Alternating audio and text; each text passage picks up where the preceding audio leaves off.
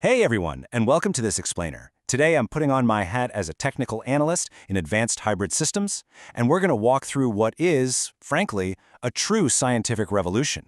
We're looking at the dawn of smart, autonomous 2D materials. For decades, quantum technology has been literally trapped inside these massive, ultra-cold cryogenic chambers. But the discovery and integration of intelligent, two-dimensional materials, well, it's changing all of that. It's bringing quantum mechanics right up to room temperature. Today, we're exploring the Q-matrix platform, a system that essentially allows materials to tune their own quantum defects in real time. Consider this your masterclass, and really your practical blueprint for the future of quantum engineering. Okay, let's quickly run through our syllabus for today. We'll be hitting 6 main areas, starting with quantum smart materials, moving into modeling and ODMR spectroscopy, tackling the threat of decoherence, then looking at refocusing with echo sequences. After that, we'll dive into autonomous AI optimization, and we'll wrap up with the medical and strategic impact. Let's just jump right in. Section 1. Quantum Smart Materials, the 2D Revolution. This is where we lay the groundwork for room temperature quantum operations. What you're looking at here is the complete Q-matrix platform. We're seeing the full architecture, starting from the raw atomic structure all the way up to autonomous tuning and high-impact applications. And this isn't just theory. It is a fully closed-loop platform that integrates 2D materials directly with artificial intelligence to create a completely robust, autonomous quantum sensor. To actually build this thing, we rely on 3 incredible materials. First up is hexagonal boron nitride, or HBN. It's a wide bandgap insulator that hosts incredibly stable spin defects, specifically the negatively charged boron vacancy. And it does this at room temperature, which is a game changer.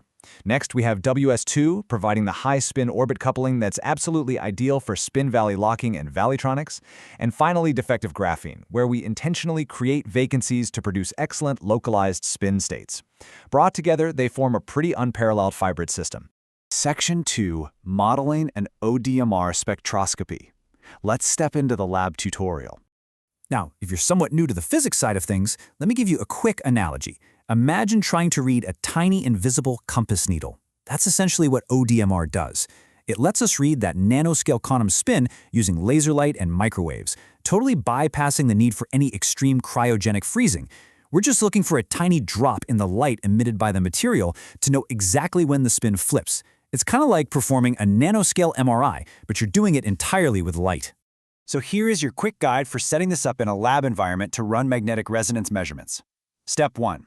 You use a laser to optically pump the spin, effectively polarizing it right into the ground state, specifically the MS=0 state. Step 2. Sweep the system with microwave frequencies. And step 3. Watch for a dip in the fluorescence. Because when the microwaves hit the exact resonance frequency, the spin transfers over to a dark state, and your light dims. For our specific HBN defect, you're going to see 2 characteristic resonance peaks centered right around 3.47 gigahertz. Right. So how do we actually model this mathematically to optimize those spin centers? We use this effective Hamiltonian equation. D here is the zero field splitting at that 3.47 gigahertz mark. E represents the environmental strain or the electric field acting on the defect. So think of the spin like a spinning top, right? The E parameter represents the tiny bumps on the table that cause that top to wobble. By precisely calibrating these parameters in our computational simulators, we get advanced Hamiltonian modeling of the local environment. It's how we decode these complex quantum systems with such extreme sensitivity.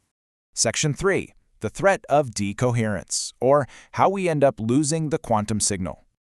To put decoherence into perspective, imagine trying to hold on to a really complex thought while standing in a noisy, crowded room.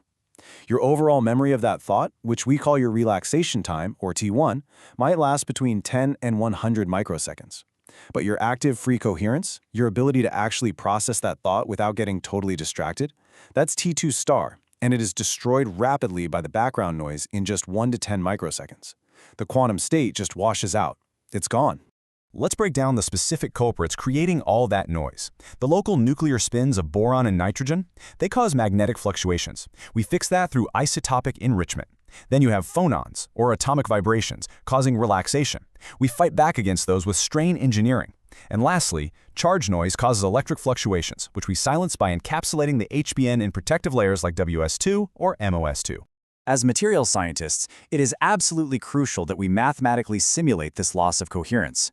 We typically use the CuDPy library in Python, applying the Lindblad formalism. So by programming a T1 of 20 microseconds and a T2 star of 3 microseconds, those Lindblad equations let us visualize the exact envelope of our quantum information fading away over time. Honestly, this is just standard operating procedure for any engineer designing these types of sensors. Section 4, refocusing with echo sequences. This is our counterattack. So we know the noise is there. Now we use advanced refocusing techniques to fight back. We deploy what's called the Hahn echo sequence. This is literally like putting active noise cancellation headphones on our quantum states to maximize their lifespan. Here are the steps. First, you hit the system with a pi/2 microwave pulse to create a superposition. Next, you just let it evolve and gather phase noise for a specific time period we call tau. Then, you hit it with a pi pulse. This perfectly flips the phase, essentially running time backward for the spin.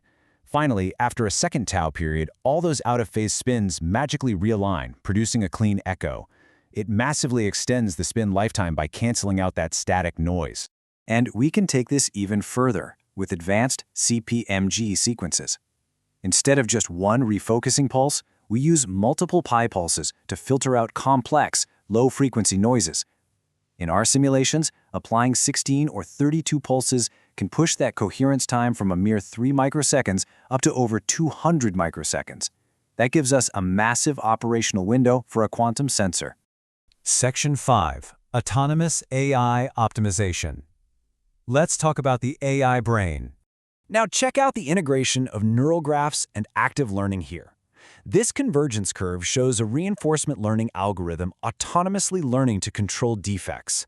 It's actively analyzing the ODMR signal, dynamically adjusting the local strain or electric fields on the 2D material, and it quickly converges to find the absolute perfect operational parameters.